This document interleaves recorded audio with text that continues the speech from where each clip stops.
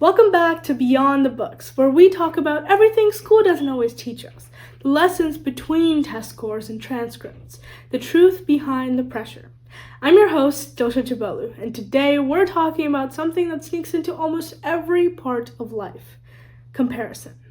Comparison is everywhere. It's so normal that we barely even notice when we're doing it.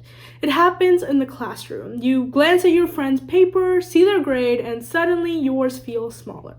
It happens in sports. You run your fastest time, but it still doesn't look impressive when someone else's is faster. It happens in friendships. Your friend gets into a relationship, and suddenly you start questioning why you're still single. And of course, it happens on social media. One scroll and suddenly everyone else's life looks more exciting, more successful, more everything.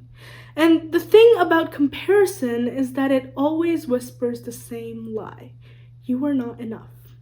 And here's what I've learned: comparison doesn't tell you the truth.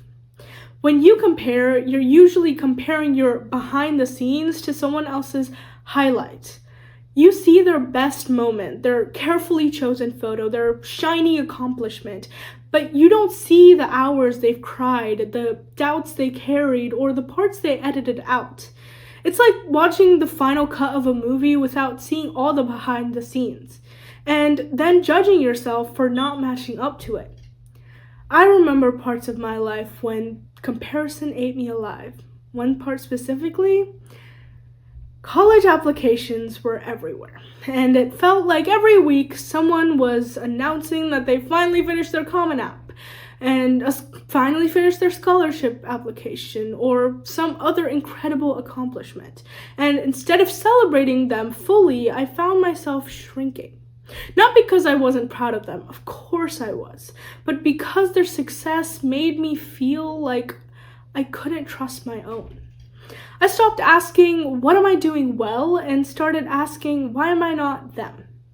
And that question had no good answer.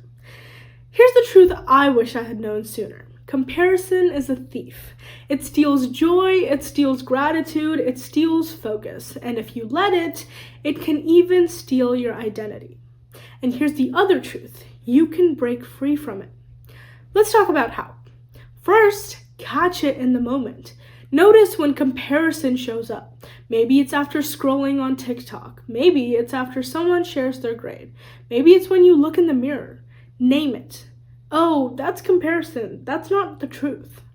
Second, ask a better question. Instead of, why am I not them? Ask, what inspires me about them that I can learn from? When you admire instead of compare, you turn jealousy into fuel for growth. Third, anchor in gratitude. Comparison pulls your focus outward, while gratitude pulls it back inward. Write down 3 things you're proud of, not compared to anyone else, but for you. It might be finishing an assignment. It might be being a good friend. It might just be getting through a hard day. Those still count. Fourth, protect your peace. If certain accounts or people trigger comparison every single time, it's okay to mute them. It's okay to take a step back. Curating what you consume is not a weakness, it's wisdom. Fifth, measure against yourself. Instead of asking, am I as good as them? Ask, am I better than I was yesterday? That's the only fair comparison. I want you to imagine this for a second. What if the flower in the garden spent its whole life comparing itself to the tree? It would always feel too small, too delicate, too temporary. But a flower isn't meant to be a tree, and a tree isn't meant to be a flower. They both bring beauty in different ways. That's you. You were never meant to be anyone else. The world doesn't need a copy of the person next to you. They already have that person. The world needs you, in your exact shape, your exact timing, and your exact path.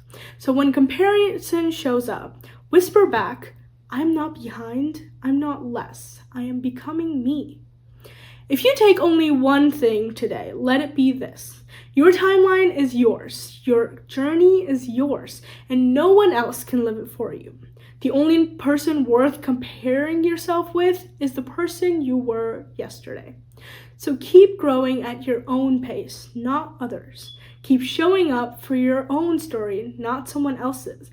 And keep reminding yourself you are already enough, right here, right now.